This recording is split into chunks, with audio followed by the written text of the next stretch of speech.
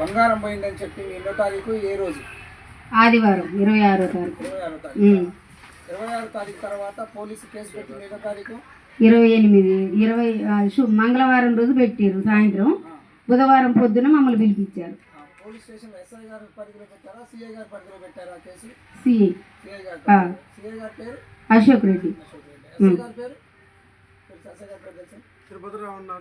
Tirupathirao sir ఉన్నాడు, ఇంకొక sir రఫక్. ఇప్పుడు ఆ రోజు నుంచి ఈ రోజుకి 30 రోజుల దాకా అయిందా? అంటే రోజు పొద్దున్నే 9ంటికి పోతారా? 9ంటికి రమ్మంటారు, సాయంత్రం 8ంటికి పంపిస్తారు. మధ్యాహ్నం ఒక రోజు పంపిస్తారు, ఒక రోజు పంపించట్లేదు. భోజనం ఇదే పని. చేయలేదు. మొన్న అన్నారు ఈ కేసు అవుతుంది, మరి మీరు ఒప్పుకుంటారా, ఏం చేస్తారు అంటే మేము అన్నాగా మేము తీయలేదు సార్, మాకు తెలియదు అంటే ఖచ్చితంగా నువ్వు తీసినావు అని సీఏ గారు ఇట్లా బల్ల గుద్ది చెప్తాడు. నిన్ను, నీ అల్లుడిని, నీ కొడుకుని 7 సంవత్సరాలు జైలు శిక్ష పడతారు, నీ కొడుకు జీవితం ఆగం చేస్తావా అని రోకల బండలు అనుకొని మీది కురుకొచ్చారు. వచ్చినా కూడా మమ్మల్ని చంపినా గుద్దినా మేము చేయలేదు సార్, మాకు తెలియదు సార్, మేము ఏ తప్పు చేయలేదు సార్, మేము పాస్ పని దొంగ ముండ నువ్వు పాస్ పని చేసేదాని అని అంటాను మీద నీ మొఖం చూస్తేనే తెలుస్తుంది అని మాట్లాడి అది ఇట్లా అని మాట్లాడి నువ్వే తీసినావు, నువ్వు తెచ్చేయాల్సిందే, నిన్ను బంగారం పిశాచి పట్టింది, నువ్వు ఏ భూమిలో పాతి పెట్టినావు, ఏ రోడ్డు కింద పాతి పెట్టినావు అని మాట్లాడతారు. మాకు ఆ పాపం పుణ్యం తెలియదు, నాకు రోకలు కూడా లేదు సార్, చూసుకోండి సార్ అని కూడా అన్నాం.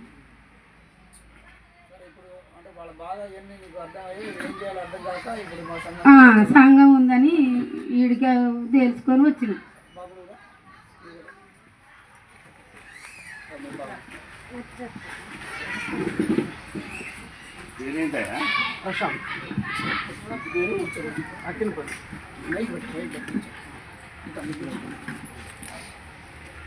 అసలు జరిగిన విషయం చెప్పి మీ అమ్మ చెప్పేది కరెక్టేనా? ఆయన వర్షం ఏం చెప్పు, ఏం జరిగింది చెప్పు. ఇందులో అలసిపోయేది ఏమి లేదు. ఆవిడ కొన్ని చెప్పవచ్చు, ఆవిడ గుర్తు ఒడుగుతుంది, కళ్ళమ్మ నీళ్ళు వస్తున్నాయి, చెప్పవచ్చు చెప్పలేకపోవచ్చు. మొగ్గు చెప్తే వచ్చే నష్టమైంది. చెప్పు ఏమన్నారు, ఏం మాట్లాడినారు, ఏ విధంగా చెప్పారు వాళ్ళు, ఎలాంటి దౌర్జన్యం చేశారు, పోలీసు వాళ్ళు ఏం దౌర్జన్యం చేశారు అవన్నీ చెప్పి. బుధవారం హెడ్ కానిస్టేబుల్ మాకు ఫోన్ చేశారు. నాకు ఫోన్ చేసి మీ అమ్మని తీసుకొని రండి అని చెప్పిండు. అయితే బుధవారం తీసుకొని మా అమ్మకి కాల్ చేసి 29వ తారీఖు నేను ఆఫీస్కి వెళ్ళాను. ఆఫీస్కి వెళ్ళిన తర్వాత నాకు కాల్ వచ్చింది. కాల్ వస్తే సరే అన్న తీసుకొని వస్తాను, నేను మారుతి షోరూంలో చేస్తాను సేల్స్ ఎగ్జిక్యూటివ్గా.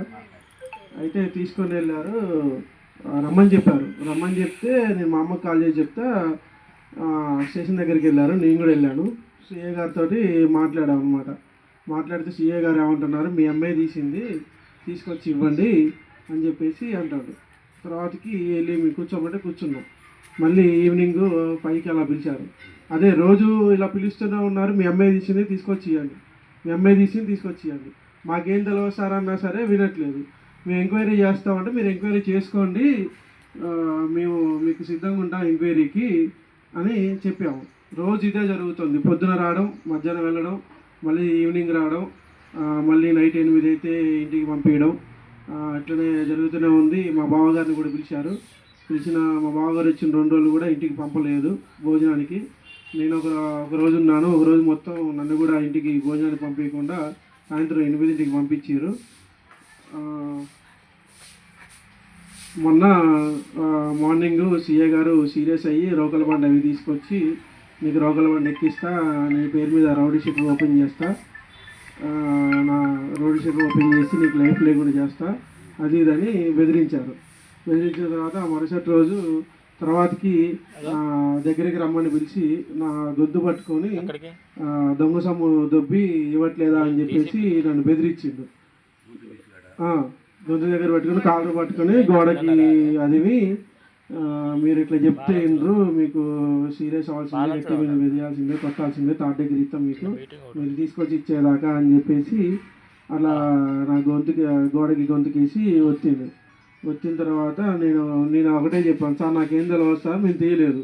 మీ అమ్మని అడుగుతున్నామా అంటే నేను అడుగుతూనే ఉన్నాను సార్, మా అమ్మని తీయలేదని అంటుంది అని చెప్పేసి సీఏ గారితో నేను మాట్లాడా.